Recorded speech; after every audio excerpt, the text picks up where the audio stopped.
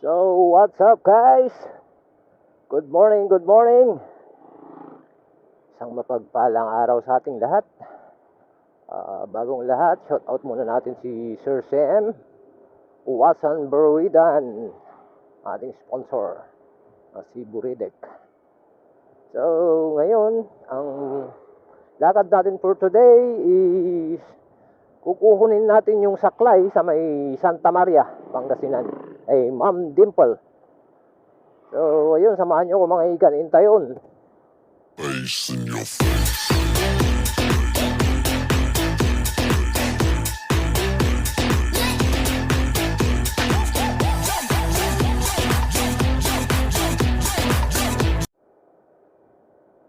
Shout out din pala sa Charity Riders for One Luzon. Support po yung charity na aming ginagawa. Yung mga ibang charity, tulungan din natin. Huwag tayong magdamot. Bilang rider, ginagawa natin lahat para makatulong, abot ng ating makakaya.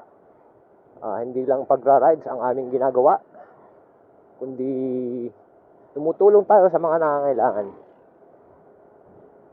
Sa mga followers ko pala, shout out din. Di ko na isa-isahin dahil magdadalawang libo na ang ating followers sa FB page natin na Lagalag Moto, at saka sa mga subscriber natin sa YouTube channel. Shout out din sa inyong lahat. Mabuhay, salute, at andyan pa rin kayo kahit papano. May nanonood pa naman. Yun pala, kanina na kasalubong natin si GM Romy Basanyes. Ikaw lang ang love ko. Yun ang palayaw niya sa GC. So, ayun. Ride safe, GM. Sa mga nanonood pala sa aking YouTube channel at saka sa aking Facebook page, bali, ang mga content ko po ay laging charity kasi yun po yung lagi nating lakad.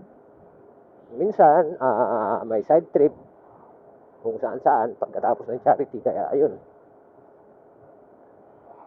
pasensya na kayo kung puro charity yung binablog ko. Salamat pa rin at marami pa rin kayong sumusuporta sa akin. So, ito nga pala yung huling charity rides na pupuntahan namin ni NMAX, dahil ito na yung huling araw niya dito sa Pangasinan. Dahil bukas bibiyahe tayo ng Ilocos, atid na natin si NMAX dun. Kaya ayan, maninibago tayo sa ating pagbalik. Iba na yung sasakyan natin. Kasi kailangan ihatid natin tong si NMAX doon sa may Paway, Ilocos Norte.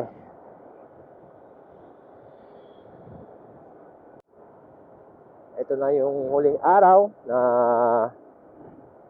magkasama kami ni NMAX dito sa may Pangasinan. At saka huling araw na kukuha tayo ng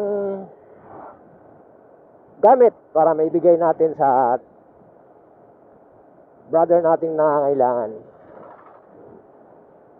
Kasi balita ko kasi pinuntahan namin kahapon, nabangga daw siya, nakatayo lang sa kalsada. Nabangga siya, tumilapon, ayun, nabali yung paa. Late naman nating nalaman. So ngayon, nagpapagaling siya. Kailangan niya ng saklay. Sabi kahapon, request niya yung walker. Pero pinuntahan ni Ma'am Silang lang. Sinabing kung gusto niya yung kukunin natin ngayon,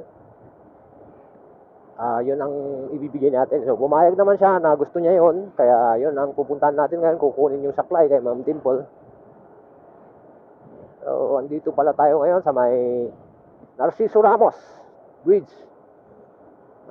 May habang 2 kilometro yata ito mahigit. pagitan ito ng Asingan at Santa Maria, Pangasinan. Kita na nyo man siguro kung gaano to kahaba. Yung boundary nito nasa gitna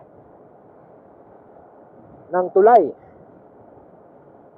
Gitna rin ng ilog. Wow, daming itik oh. Sarap yan, fried itik.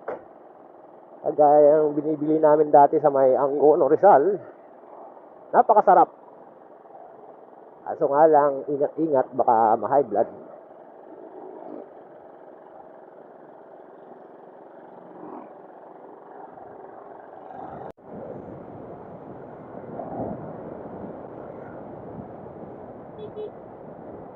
So, ayun pala oh, yun yung boundary ng tulay dito sa gitna. Welcome to Santa Maria.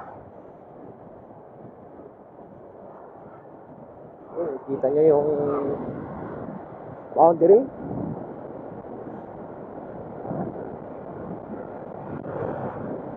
At saka yan, kita nyo kung gaano kahaba yung tulay.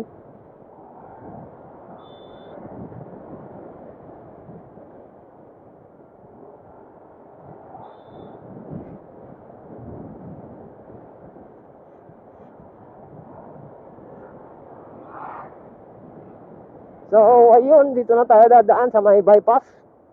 May sementeryo na tayo dadaan para iwas tayo sa traffic sa may bayan. Siya nga pala, yung saklay natin kukunin ay hindi na to bago. Bali, nagamit na siya. Pero, nagsabi si Ma'am Dimple na ipapamigay na lang daw dahil nakita niya yung post natin sa GC. Saka yung nauna pala si Ma'am si Thunder lang na nag-post sa GC, kaya yun. May tumugon kagad, kaya ayun, salamat. Salamat at may matutulungan tayo. Dahil tayo na siguro yung naging dahilan para may magbigay dahil ipinost natin sa GC. So, ayun, ang ganda nun. RFI 175 yellow. Sana makakuha na ako ng ganun para may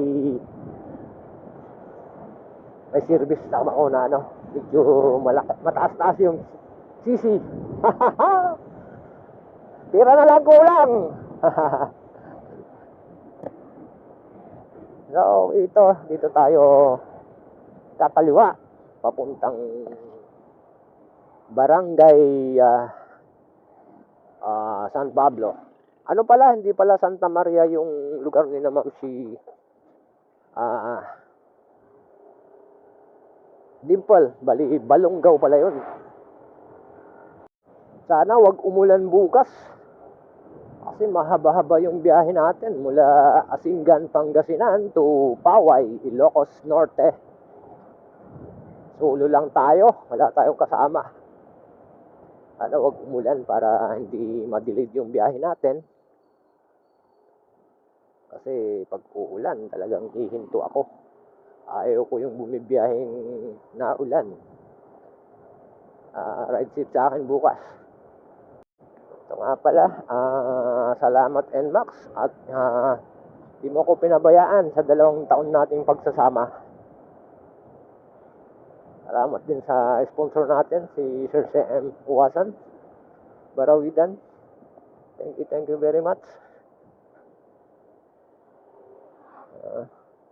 Hindi ako pinabayaan ni NMAX sa lahat ng aking pinupuntahan. At saka sa mga charity, simula nung inilabas kita, hindi mo ako pinabayaan. Galing pala tayo charity kahapon, pero hindi natin ginamit si NMAX. Iniwan na natin kasi mabigat yung gatas na 500. Kaya kinarga natin kay Fortuner ni Ma'am si Ria Lu. Salamat Ma'am si, napakabait mo. Full tank pa yung sasakyan mo.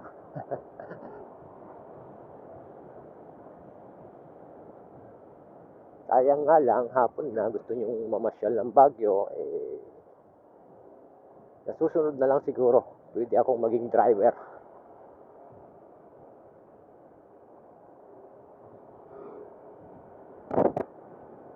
Yung kakanan na tayo dito. Papasok kina Ma'am Remy.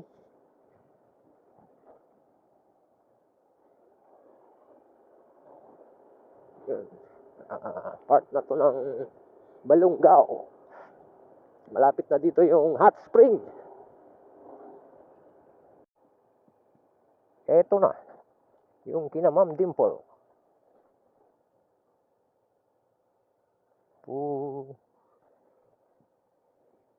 Morning. Ada ni Ma'am Dimple, sir? Ma'am Remy? So, ayun, wala si Ma'am Remy. Kaya si Sir na lang po yung ano natin. Yan pala, yung supply na ibibigay ni Ma'am. Ganito ang paggamit nito. Opo, sir. Kasi, Baka mabaligtad. opo. Anong pangalan niyo pala, sir? Rene. Ay, Rene. Ito po yung asawa ni Ma'am Remy. Ito po yung bigay nila para maibigay din natin sa nangangailangan. Salamat po, sir. Okay, sir. So, ayun. Wala si Ma'am Remy. Magpasalamat na lang tayo. Tinitix ko kanina. Hindi sumasagot. Naggatid sa... Ay, opo, sir. Tatali ko lang, sir. Yan pala si Ma'am Dimple, kararating lang naghatid ng estudyante. Siya po yung nagbigay. Bali, gamit pala ito ni Sir dati. Napilay sir, natin na nagamin. Yun. So, ako na kay donate mo lang daran. Ay na. Maraming salamat, Ma'am. Ako sir, problema dyan. Ito ako. So, ayun. Nakuha na natin yung saklay. Bali, didiretso na natin itong hatid. Kina Ma'am Silang. Oo. Ito na yung huling charity namin ni NMAX. Mag-i-miss kita. Promise. Salamat din pala kay Ma'am Silang lang na napakabait. Lalo silang sa kanilang mag-asawa, si Pops Jake. Sila laging kasama natin. Salute USR. Isang mabuting bagay na naman ang ating magagawa ngayong araw na to. Tayo ang naging daan para makatulong. Tayo rin ang naging daan para may magbigay. Ayan, papasok na tayo. Pinamam silang lang, bali kapitbahay nila yung bibigyan natin ng ng saklay. Itulog tayo dati ni saklay. Yan agad naman siya. Palito. Palito daw. Palito ang palayaw. Hindi namin alam ang pangalan. Yo! Ang kitandar sa kalam. Ni Pops lagalag ka de. Surprise! Ang dati Pastor Mom. Meron agad. Kahapon lang. Meron agad-agad. Salamat pala sa nagbigay. Thank you. Win kay Ma'am si Remy. Tama ba name niya? Ma'am si Dimple.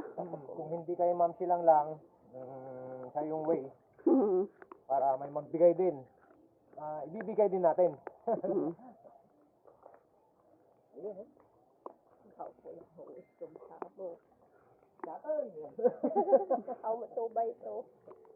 Awan jay ko Awan jay ko ati 2x2 tayo. Danagan naman ito, kaya mo na. Katanggatang satisfy. Hindi kas ay tip na apat.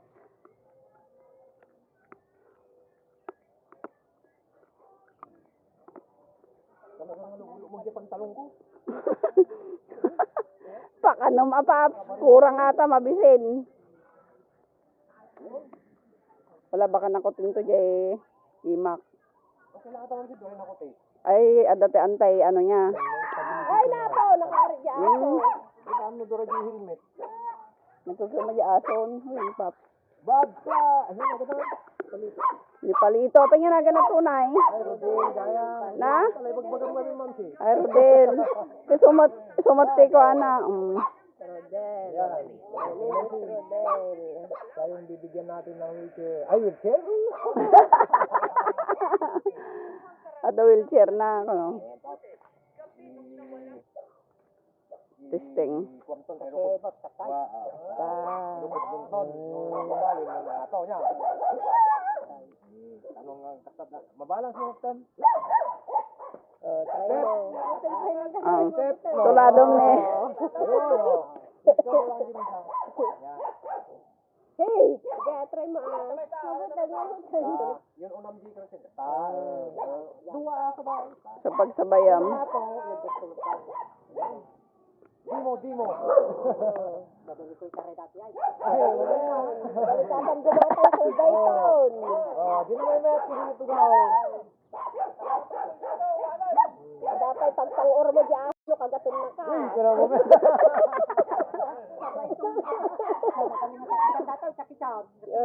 Wala, mayat ah.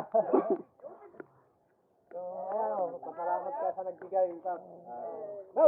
Salamat sa binigay mo sa akin. Sana makalakad Wait, ako. agor ka. Wow, salamat yung binigay mo sa akin.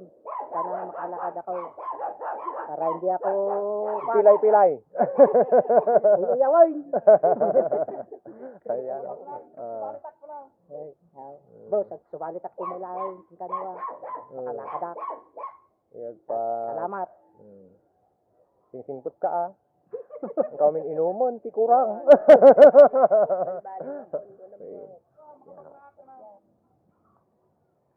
Yan.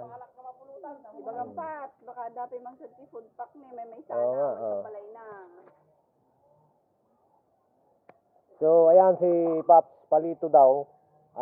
Baka may naawa pa dyan kasi mag-isa lang siya. Binata. Ilang taong ka na, brother? Ay, 42. Ayan o. Baka may available dyan. Para may katuwang siya sa buhay. Ano lang, biro lang yun. Baka sakaling may mabuting puso pa dyan na magbibigay ng food pack kasi wala siyang hanap buhay. Mag-isa siya. Hindi nakakapaghanap buhay.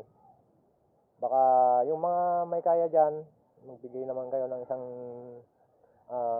kabang bigas, ganun. At saka isang kartong sardinas. So, matagal na yun. Kasi dati ngayon makita ng sangda nagraraon. So, ayun, nung ano daw, yung hindi pa siya nadisgrasya, niririntan siya para magtanim ng palay.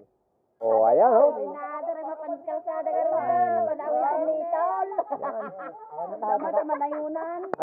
So, ayan, oh. Dito pala siya nakatira. Kawawa siya. Ay, balay da magda? Ito. Ay. Ito yung tinitirhan niya. Mag-isa lang siya, oh. Ang dilim. Hindi niya naasikaso kasi nga pilay na siya. Ayan, baka may mabuting loob dyan na magbigay ng pagkain para kay brother natin. Ipag na. Siya lang pala, si nanay pala ang nagbibigay ng pagkain, hipag niya, Pag kami pag kontribusyonan. nangyatikuan. So, ayun mga igan, baka may magandang loob dyan na magbigay ng food pack para sa kapatid natin na may kapansanan na bangga. Ngayon pa lang, magpapasalamat na kami kung may magbibigay. Ma'am nga, si kami lang, si Way nga nakatulong dating ng ito ng adya. Pasalamat ako